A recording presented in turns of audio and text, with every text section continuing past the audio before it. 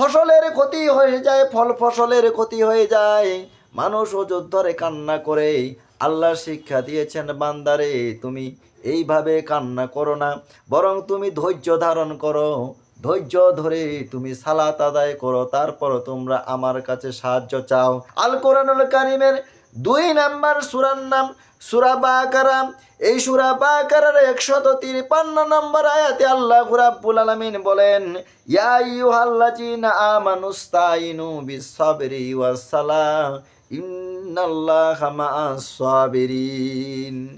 আল্লাহ রাব্বুল আলামিন পৃথিবীর ঈমানদারদেরকে ডাক দিয়ে বলেন, হে ঈমানদাররা, তোমরা ধৈর্য ও নামাজের মাধ্যমে আমার কাছে চাও, আমি আল্লাহ তোমাদের মনের আশাগুলো তোমরা যা চাইবে আমি তোমাদেরকে দান করব।